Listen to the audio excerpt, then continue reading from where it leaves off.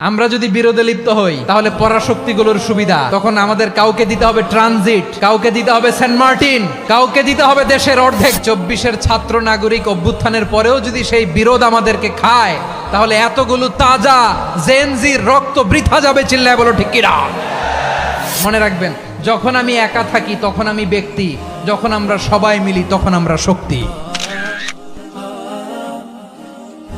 What are the drawbacks and disadvantages of division, social and political division in the society? Disunity. আমরা যদি বিচ্ছিন্ন হই, একে অপরের যদি মারামারি করি, একজন যদি আরেকজনের কাফের ফতোয়া দেয়, আমাদের কি ক্ষতি? এক নাম্বার ক্ষতি হচ্ছে আমরা যদি বিচ্ছিন্ন হই আমাদের শক্তি কমে যাবে, আমাদের পাওয়ার আমরা হারাবো। আমাদের কি হারাবো? পাওয়ার। মনে রাখবেন, যখন আমি একা থাকি তখন আমি ব্যক্তি, যখন আমরা সবাই মিলি তখন আমরা শক্তি। এই শক্তি নিয়ে আমাদের সামনে এগিয়ে যাওয়ার দরকার আছে না নাই? তাহলে আমরা যদি নিজেরা বিরোধে লিপ্ত হই আমাদের ক্ষমতা, পাওয়ার ছুটে যাবে। আমরা এই পাওয়ার হারাতে চাই না, ঠিক কিনা বলেন? রব্বুল আলামিন ঠিক তাই বললেন। রব্বুল আলামিন বললেন, খবরদার, ওয়াতিউল্লাহ ওয়া রাসূলাহু ওয়া লা তানাযাউ ফাতাফশালু ওয়া তাযহাবা রিহুকুম ওয়াসবিরু ইন্নাল্লাহা মা'আস সাবিরিন। আল্লাহর আনুগত্য করো, নবীর আনুগত্য করো, কিন্তু খবরদার নিজেরা বিরোধে লিপ্ত হয়ো না, নিজেরা মারামারি করো না, তাহলে তোমাদের শক্তি কমায় দিবে কে? ফাতাফশালু, তোমরা সাহস হারাবা, ওয়া তাযহাবা রিহুকুম, তোমাদের শক্তি কমে যাবে, পাওয়ার কমে যাবে। তাহলে আমরা যদি নিজেরা মারামারি করি, আমরা নিজেরা যদি বিচ্ছিন্নতায় লিপ্ত হই, আমরা যদি মতানৈক্য করি, তাহলে আমাদের শক্তি কমে যাবে, ঠিক কিনা? আমরা শক্তি কমাবো। আচ্ছা, ছোট্ট একটা বাঁশের কঞ্চি যদি আপনারা দেয়, পায়ের মধ্যে ধাক্কা দিয়ে ভাঙতে পারবেন না? এরকম বাঁশের কঞ্চি যদি 20টা একসাথে জোড়া লাগায় দেয়, ভাঙতে পারবেন? কথা বোঝে নাই মনে হয়। চিকন একটা বাঁশের কঞ্চি দিলে ভাঙা যাবে না? এরকম চিকনই 20টা বাঁশের কঞ্চি একসাথে লাগাই দিলে ভাঙতে পারবেন?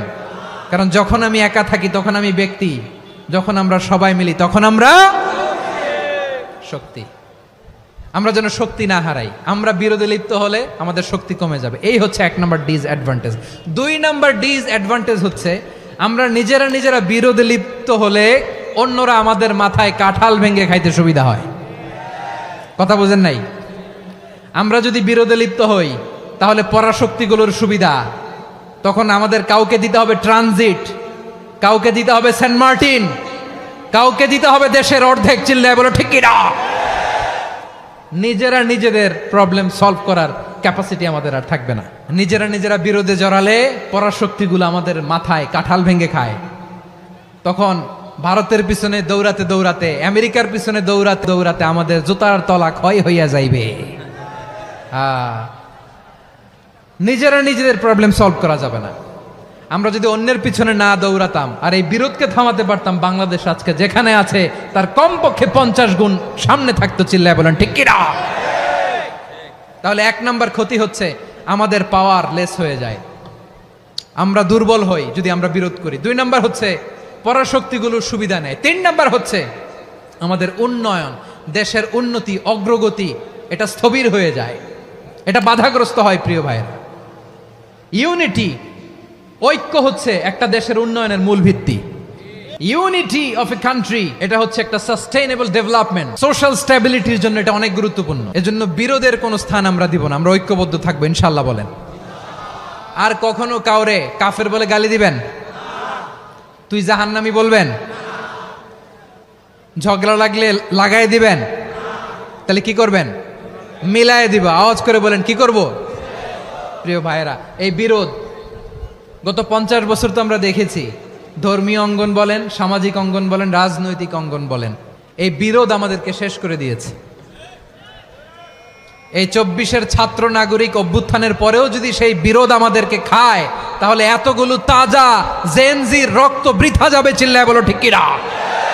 বৃথা যেতে দিতে চাই না, আমরা ঐক্যবদ্ধ থাকতে চাই। রাজি আছেন? আমরা আর কাদা ছড়াছড়ি করব না। অনেক হয়েছে, আন্না, এবার থামুন। অনেক হয়েছে, আন্না।